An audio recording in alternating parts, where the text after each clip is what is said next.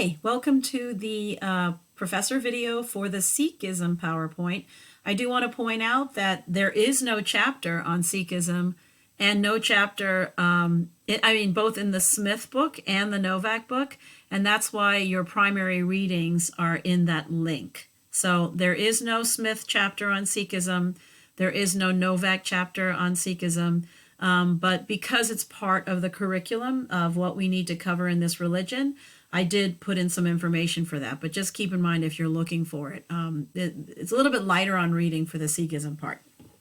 Okay, so Sikhism, let's see. Okay, so basics. Sikhism is an Indian religion founded in the late 15th century, so it's only about 500 years old, by Guru Nanak, the first of the Sikh leaders titled Guru. Okay. They have about 25 million members. It's the fifth largest religion in the world, ironically, even though it's only 500 years old, in the Punjabi region of India, so in the northern region of India. There is one one kind of, important temple, and that's the Golden Temple, which you'll see a picture of later on in the slides, and is the holiest temple and the central religious place for Sikhism. The Adi Granth, or the Adi Granth Sahib, is the sacred text of Sikhism. And after 10 generations of 10 living gurus, Sikhs believe that the guru, or the teacher, is now contained within the text of the Adi Granth Sahib. What is the theology? There is a supreme God who governs with justice and grace, and every human being has the opportunity to become one with God, regardless of caste and gender. So there is a theology of equality, and there is definitely a Godhead. The basic human flaw of self-centeredness can be overcome through proper reverence for this God. So, ironically, it's very similar to Confucianism, right? The idea that self-interest, self-centeredness, and selfish behavior is the antithesis to the main teachings of this religion. You should work hard, you should work for humanity, and you should share the fruits of your labor. All right. Sikhs consider themselves disciples of the 10 human gurus. So there were 10 human, each of them kind of inherited the guru nature.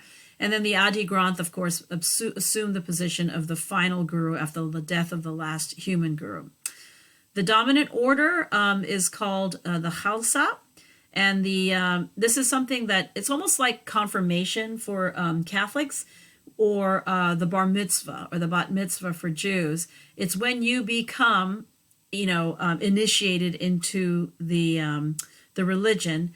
And then there are 5 Ks, or the 5 articles of faith. You'll see that in the video, which are the ches, or uncut hair, the kanga, which is the comb, to comb your hair, the kachla, are the long shorts, which is almost like they're like underpants or like a diaper that you wear, but they're kind of loose. A kirpan, which is a ceremonial sword. In the video, you'll see the guy practicing the kirpan, and not very well. And then the kara, which is a steel bracelet, which symbolizes kind of the cycle of life. It's always a circle, right? So a circle means everything kind of goes around and comes around. Okay, how did it begin? Well, it begins with Guru Nanak about 500 years ago, who was born in Punjab in the Khatri trading caste. So he was not in the highest caste, but he wasn't in the lowest caste, but he was like high enough to know that maybe the caste system wasn't so great, right? So he was literate and he was learned. So he was smart enough to have been in the educated class, or not smart enough, but high enough. Not much is known about his life because, frankly, 99.9% of his writings is dedicated to God and how wonderful God is. So you really don't get any sort of like biography about him, okay? He was raised a Hindu, and one of the key things about Guru Nanak is he really did explore the options. He was well-traveled. He exposed himself to Islam, to Hinduism, to Buddhism. So he really knew kind of like picking and choosing, all the different aspects of the various religions he's encountered, and the kind of like the best of all of them. Do you know what I mean? He eventually joins the Sants, who were a poor and illiterate, oftentimes fringe groups of various religious, societies. Oftentimes are the poor and illiterate, kind of inventing their own type of religion, not inventing, but necessarily like adapting to their own type of religion because they do feel disenfranchised and outside of society, right?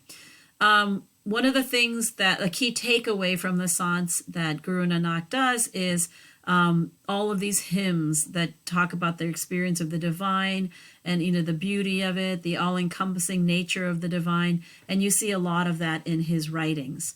Their tradition also drew on Vaishnavism, which you already learned about, or the Bhakti group that focuses on Vishnu, the kind and loving and paternal God. So the Sants were kind of like that. They saw their God in the same way that Hindus see Vishnu, okay? Like the followers of the Bhakti group Vishnu, the Sants believe that devotion to God is essential to liberate yourself from the cycle of death and rebirth. So that's very similar to Hinduism too, okay? So some people say the Sikh religion is really just a branch of Vaishnavism or a branch of Hinduism. But of course, the Sikhs would say, absolutely not. Their God is totally different and distinct from like the mask gods of Hinduism, right? He traveled a lot on pilgrimages around India, according to the Puratan, which is a biography of his life. He made 5 trips, one in each of the 4 directions of the cardinal points of the compass. So he went south to Sri Lanka. He went north to the Himalayas.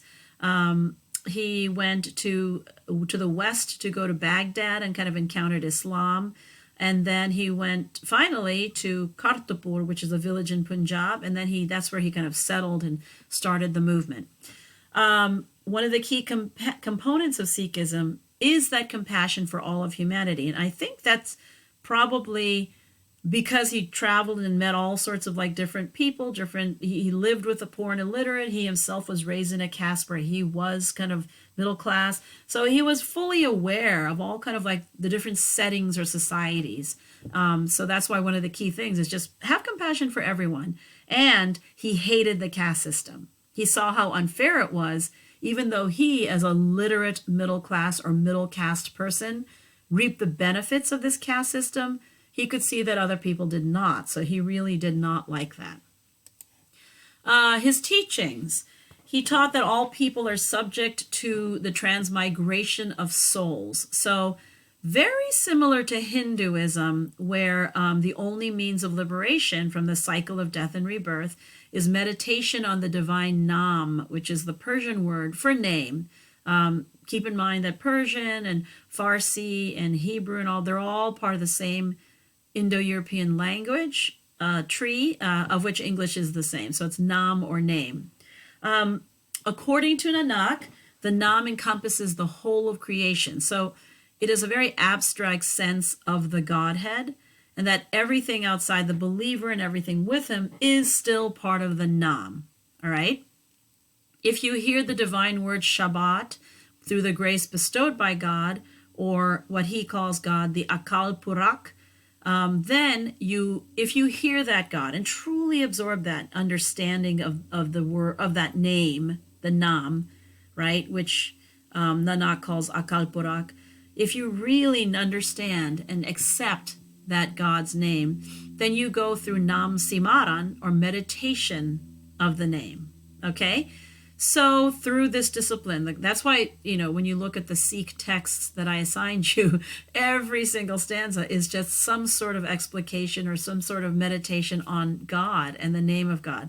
If you do that, then you will be happier and have greater peace and greater joy. And eventually you achieve this Sachkhand, or abode of truth, where you pass into a condition of perfect and absolute union with the Akal Barak. So essentially meditating on the name of God, long story short, you meditate on the Nam and you go through Nam Simaran. And by meditating on the name of God, really thinking about God, absorbing God, absorbing all the God that's around you, absorbing the divinity of the world around you, you will achieve Sachkhand, which is kind of a union with that God, which Nanak refers to as Akal Parak. So that's very similar to Atman Brahman or Nirvana in Hinduism and Buddhism. And remember, he was picking up all sorts of ideas on his travels. So It sounds familiar, but to the Sikhs, it's unique. See what I mean? So all of the remaining gurus, the other 9 gurus, then continued this teaching of liberation and meditation on the divine name. After him, there are 9 other gurus. All 10 were guru or inhabited by that guru spirit. And then the spirit of the eternal guru went into the Guru Granth Sahib, or the Granth as the guru. So that ended up being kind of the final guru. Okay. Now, the Adi Granth Sahib is this book, and here it is right here in this picture. This guy's reading it. So every temple must have a Adi Granth Sahib, okay? It's the focus of the Adi Granth is mostly just the different ways of like meditating on the divine name, and then little bits of information about the Guru Nanak. So when I assigned the reading to you, I only assigned a couple of pages, because otherwise it's kind of all about the same thing. It's divided into 3 parts. First part is liturgical works, where it opens up with the basic statement of belief. There is one supreme being, the eternal reality. This being is the creator without fear and devoid of enmity, immortal, never incarnated, self-existent, known by grace through the guru. So, in other words, not a Jesus figure, not a prophet, not Muhammad or anything like that, that it just is, okay? Then this is followed by the Japchi, which is another, I think starts on page like 40 something of that text that I have a link to. That's when you recite a chosen prayer over your early morning bath. 38 stanzas of that finally get to the Sodar, which is a collection still within the Adi Granth Sahib that you say at sundown. So there's the opening stanzas of just, recitations to the God. There's some poems that you have to do when you take an early morning bath, which is, you usually get up around 3:45, 4 to do that. Yikes. And then some that you do at sundown, and then you do Kirtan Sohila, which are hymns that you sing before going to bed. Okay, so it's all these like to-do hymns and many, many examples of it in that first part. The second part of the Adi Granth has 31 ragas, which are just actually patterned hymns that are supposed to be sung according to a pattern of musical notes. A lot of musicians find this very interesting, because it's not the same musical notes that you have in Western music. So the tonal quality is actually quite different. So people really love it. The sections are subdivided into even other hymns, and then those are even subdivided.